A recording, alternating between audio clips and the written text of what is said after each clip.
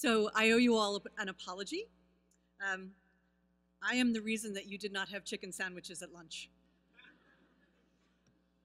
Because Penguin Random House very thoughtfully realized that if you saw this book at the end of the list of what we were going to talk about today, you might be a little apprehensive about what was in your bags, and then you might go hungry, and we don't want you hungry. So if you have a chance to read the book, you will find that I myself eat chicken.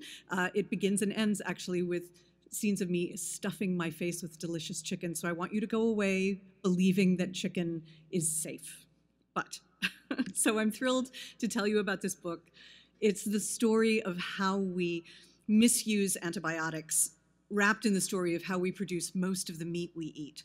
It's a 70-year history and expose that, I'll admit, goes to some pretty dark places, but I want to reassure you, has a pretty positive ending, as well as a challenge and a kind of call to action that I think will particularly resonate with students for all of us to do better. See if I can manage this. So to start telling you the story, I would like you to think about every image you may have ever seen of an industrial scale livestock farm. The hundreds of thousands, or in some cases millions of birds or animals, the acres and lagoons and heaps of manure. The reality probably is not unfamiliar to anyone who thinks about where their food comes from. But where did it come from? I'm missing one more. There we go, one more. So when I asked that question of where did the system come from, the answers that I thought I was going to get would be focusing on profit, wanting to produce as much protein as possible, possibly even thinking of animals not as beings with agency, but as essentially widgets in a manufacturing process. And all of those things exist in industrial scale livestock production, which is the way we produce most of the meat we eat around the world.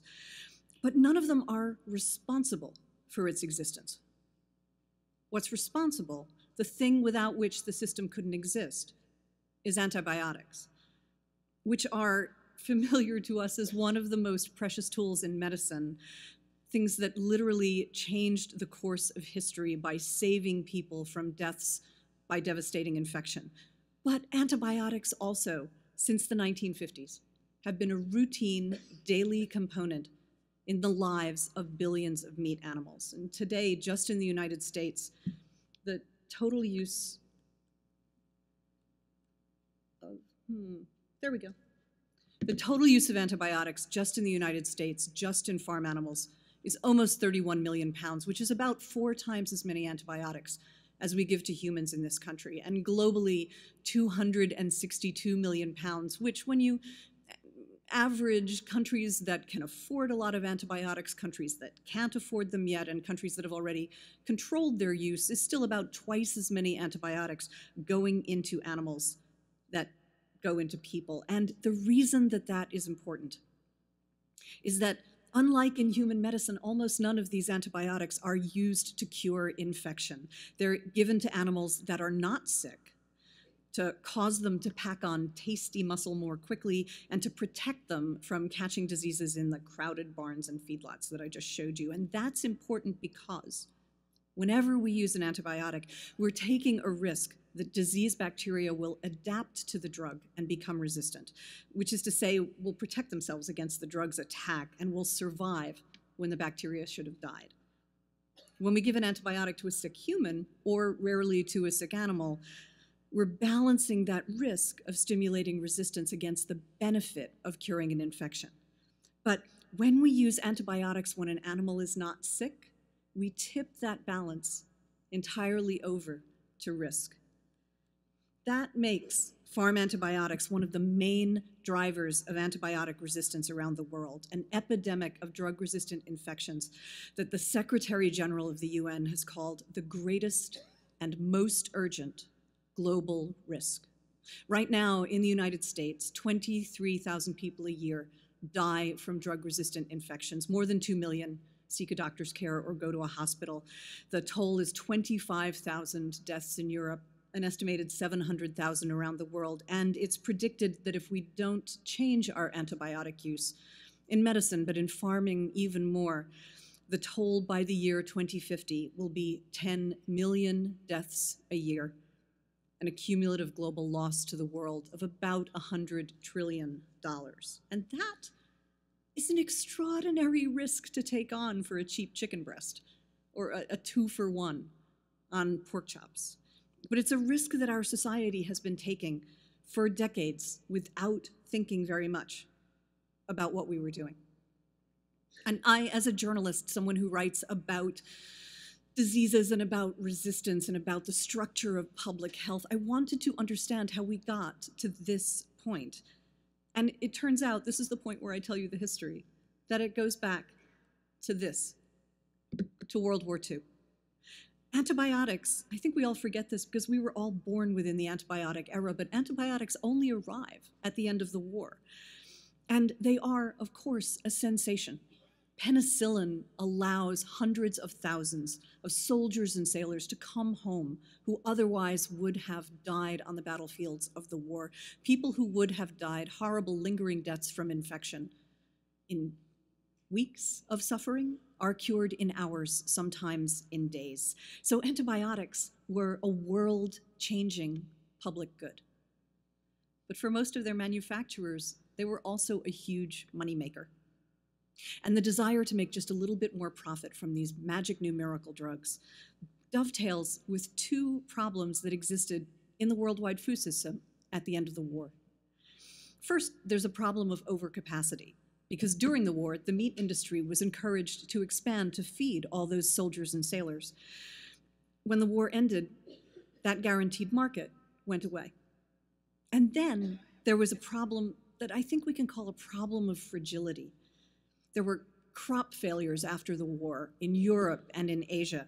And in the United States, there were claims of a meat famine, so significant that it became an issue in the first election after the war in 1946. And that's when my villain, or at least anti-hero, enters this story. This is Thomas Jukes, an emigre Brit, a biologist who was an expert in the dietary needs of chickens. He worked for a pharmaceutical manufacturing company outside New York City, and in 1948 he staged an experiment to find something that would allow farmers to save money by giving cheaper, less nutritious feed to their animals. So what he did was he took a bunch of just hatched chicks. Chickens are very important to this story. He divided them into groups and he gave a different supplement to each group, and to one group he gave the dried, ground-up remains of a drug that his company had just begun making, a drug called aureomycin, which was the first of the tetracycline class of antibiotics. And when he weighed the chicks a few weeks later, on Christmas Day, 1948, he did it himself because he'd given his lab tech the day off for the holiday, he discovered that the birds who had gotten the antibiotics weighed more than any other bird in his experiment, twice as much as birds that had received a standard diet. Jukes called this effect growth promotion. And with his discovery, he created a new industry. In just 5 years, the amount of antibiotics being given to livestock just in the US went from 0 to more than 500,000 pounds, and now it's many, many millions. Jukes did not see any downside to this use of antibiotics, and I find that extraordinary, because just a few years earlier, Alexander Fleming, the discoverer of penicillin, the first antibiotic, described in his speech accepting the Nobel Prize in Medicine the exact situation that Jukes was about to create. Fleming was talking about people taking low doses of antibiotics, not giving them to animals, but he said that if antibiotics were given in too low a dose, antibiotic resistance would follow, and he was exactly right. By 1947, 2 years after he says this, penicillin-resistant staph arises in hospitals, first in the United Kingdom, then in Australia, arrives on the west coast of the United States in 1955, devastating epidemics, front page news in all of the countries where they occur. But no one seems to have considered that the same processes that created antibiotic resistance in hospitals would do the same thing on farms. Growth promoters become an utterly routine part of American farming and then livestock production around the world, approved here by the FDA in the early 1950s. And within just a few years, routine preventive dosing of livestock follows as well. And that was a mistake, because the situation that Fleming correctly predicted in medicine happened in agriculture too. The first signs of difficulty were in dairy production. Children who drink more milk than adults began to develop penicillin allergies because there was so much penicillin in the milk that was coming from dairies. And after that, cheesemakers began complaining that they couldn't make cheese anymore because the penicillin in the milk was killing the beneficial bacteria that they used. Then there was an outbreak of drug-resistant staph across southeastern England.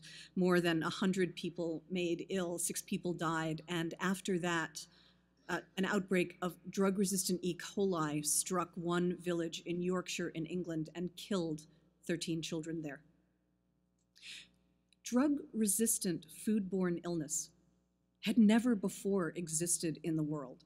And it so shocked the United Kingdom, where these first outbreaks were discovered, that it became the first government, the first government anywhere in the world to restrict farm antibiotic use in the form of a government commission and then a law passed in 1971 that took growth promoters out of farming. And the natural question looking at this history is, what did the United States do, given that we were, at the time, the dominant agricultural power in the world and the place where growth promoters and most antibiotics were invented? And unfortunately, the answer is not much. Not until very recently, in fact, just last year. This is a story that comes up to today and is going to keep going afterward. So if it happens that there's anyone here from Tufts University, this is a member of your faculty. This is Dr. Stuart Levy, who is still working at Tufts, but in 1976 staged the first experiment that proved that antibiotic use on farms was a grave threat to human health by setting up an experimental chicken farm, chickens again are essential to this story, outside Boston and feeding one set of the chickens on the farm drug-laced feed, causing antibiotic-resistant bacteria to arise first in the guts of those chickens, then in chickens elsewhere on the farm, and finally in the guts of the farm family. And that recognition got us exactly nowhere. Because the next year, when the FDA attempted to withdraw the licenses that it gave for growth promoters in the 1950s, powerful congressmen who were beholden to agricultural interests threatened to hold the agency's entire budget hostage and forced it to back down. And that's where things stayed in the United States for decades, a place where antibiotic-resistant foodborne illness, which at a minimum is hard to treat and often can be deadly, became really a routine part of our lives. Here's a map from the CDC from 2014, tracing how drug-resistant salmonella emanating from just one processing plant of chicken in California caused more than 600 people to be sick in 29 states and Puerto Rico. And the CDC estimates for foodborne illness that for every case you find, there's more than 30 that are never diagnosed, which means this outbreak probably made sick tens of thousands of people. So I promised you that there is a positive ending to this story and an opportunity for activism, which I think resonates particularly with college students. So here's the opportunity. In the decades in which government action on farm antibiotics in the US was forestalled, a vast consumer movement arose instead, led by big buyers such as food systems at colleges and hospitals and other health systems, and then chefs and farmers and moms of kids who had been ill. That movement compelled major meat producers and food service companies and supermarket chains to renounce meat, at least chicken, raised with antibiotics, including